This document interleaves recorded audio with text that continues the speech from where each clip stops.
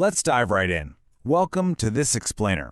Today we're cracking open a highly classified historical dossier on someone you might have heard of, Ilyan Marr.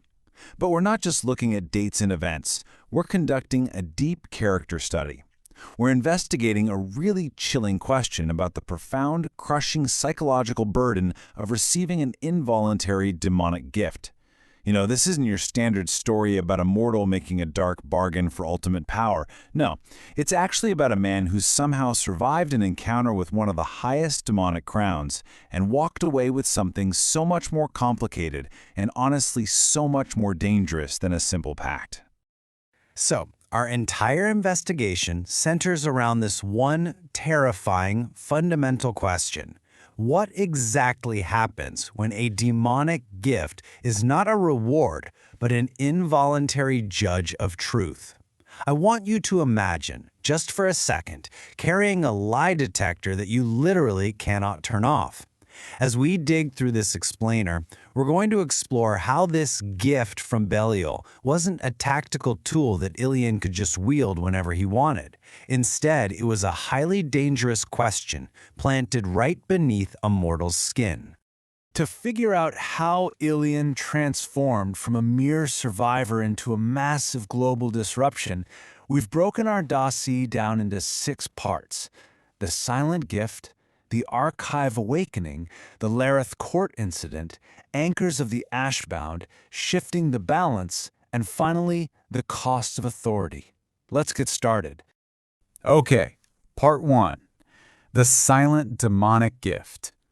When you look at the archival text from the immediate aftermath of his encounter, it details a very specific, almost suffocating type of terror. See, after Belial listened to Ilyan, the entire world expected some sort of grand, sweeping proclamation. They were bracing themselves for the high crown to declare total mercy or violent conquest or even just absolute contempt. But instead, Belial gave them silence. Absolutely nothing. No countries vanished off the map. No palaces burned to the ground. And you know what? That silence frightened the nations way more than thunder ever could. It's that awful feeling of waiting for the other shoe to drop, and it never does. So what followed this silence was a massive, incredibly dangerous disconnect between what the world saw and what was actually happening. Externally, the world's courts were in a total panic, desperately trying to put a label on Ilyan so they could use him as a strategic asset. They were calling him an envoy, a traitor, a saint, a spy, a weapon. But internally, the reality was entirely different. Ilyan didn't even fully realize it yet, but Belial had planted a secret ember inside him, an ember as heavy as judgment, sitting right in the exact spot where fear usually makes mortals kneel. Moving on to Part 2, Awakening in the Archives. This archive record is wild. Just 3 nights after his negotiation, Ilyan was sleeping in a monastery archive. He wakes up and there's no fever, there's no physical wound on his body, yet his senses have been radically, fundamentally altered. Without him actively doing a single thing, the candle flames in the room literally rose from their wax without melting, and they physically bowed toward him. It was as if the fire itself was holding its breath, just listening for his permission to burn. He looked around that archive room surrounded by censored maps and prayers bearing written titles, king, duke, president, beggar, and he had this massive epiphany that completely stripped away the world's illusions. The record quotes him realizing rank was architecture. Worth was what remained when architecture fell. Think about how profound that is. The ember had physically altered his reactions to authority figures.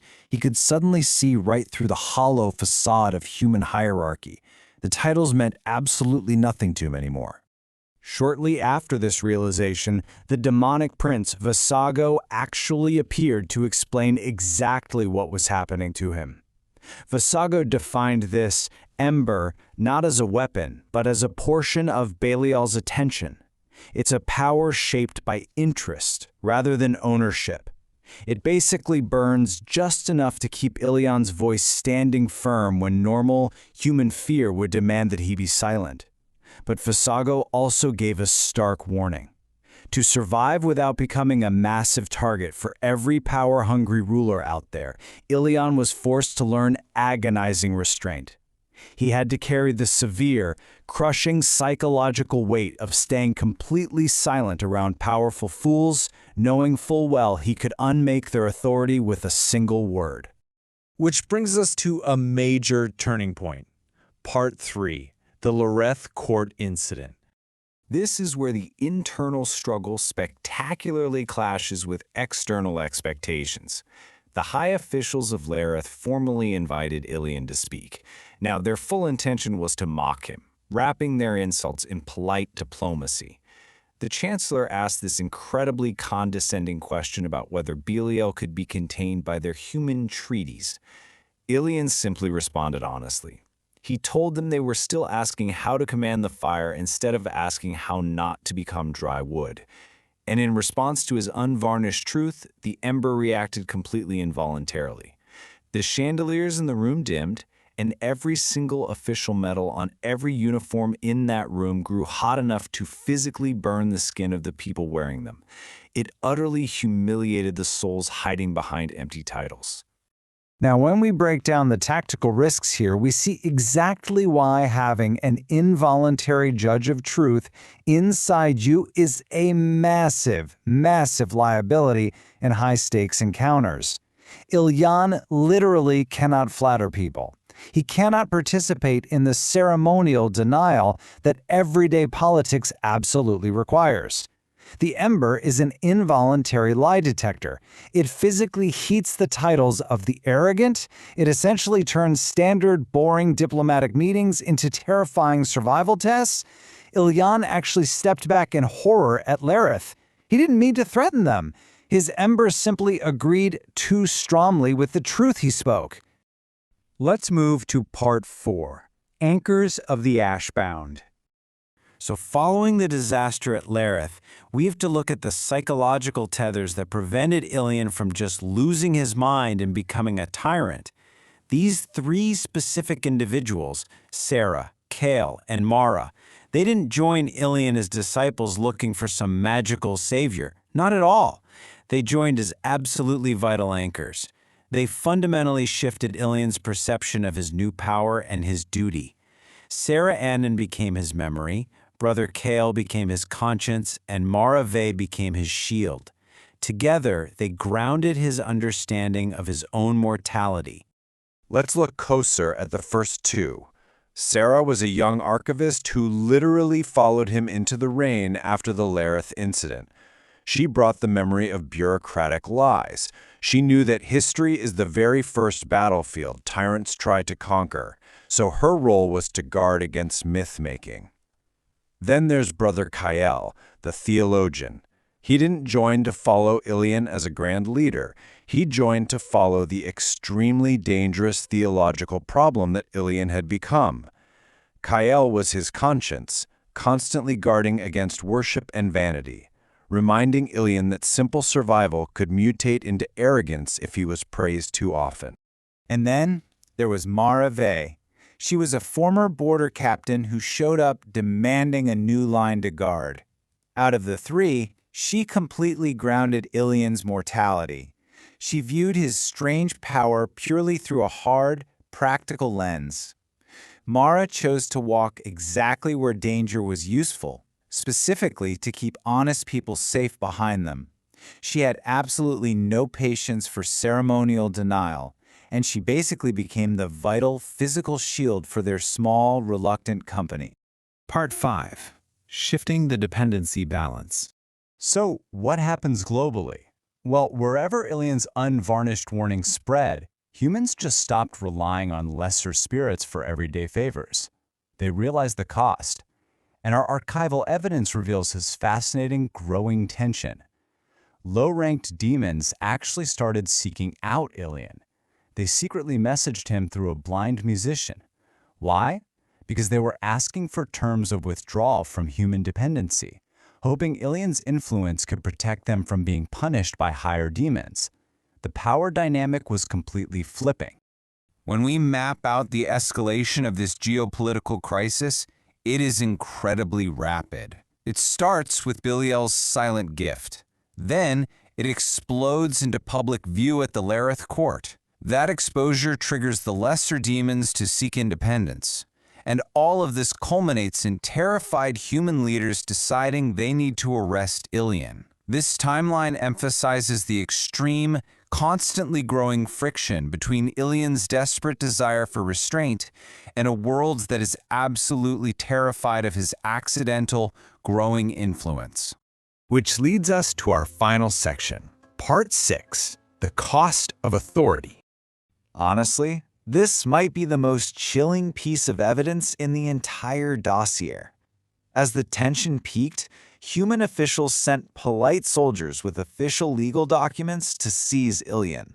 They essentially declared him a strategic resource. They tried to legally turn his survival into their property. But when Ilyan stepped forward and simply told them not to do that, the Ember answered. Without Ilyan lifting a single finger, without any violence, every official wax seal on those arrest warrants physically cracked like dry mud. His sheer moral authority literally broke their legal authority right in front of them. But we have to look at the internal toll of choosing integrity over power. The psychological weight of this existence is completely crushing for him. Ilyan's absolute greatest fear is becoming an idol. He aggressively refuses banners. He fears crowds because he knows that crowds turn witnesses into idols and idols attract knives. And most terrifying of all, the Ember inside him actually warms the most, almost purring with pleasure, when Ilyan shows difficult restraint. It doesn't reward him for dominating people. It rewards him for conducting himself in a way worthy of being watched by a dark crowd. And the tragic irony is that despite his fierce refusal to start a cult, a pattern of followers formed anyway, inadvertently taking on the name the Ember Road. He absolutely hated titles like the Ashbound, but he couldn't stop people from using them. Ilyan had effectively and unwillingly become a living philosophical experiment. The high demons were watching him closely, incredibly curious to see if a mere mortal could carry such immense fire without eventually becoming the flame that burns the whole world down. Which brings us to the final page of our dossier, and this incredibly chilling quote from Belial himself. When Belial was asked what he had actually left inside the mortal, he only smiled and said, "A question." Let us see what answer he becomes. It's haunting, isn't it? It leaves us to ponder the true cost of moral authority. If you were handed absolute moral authority in a totally broken world, could you carry the weight of an involuntary truth without it breaking you? Thank you so much for exploring this dossier with me.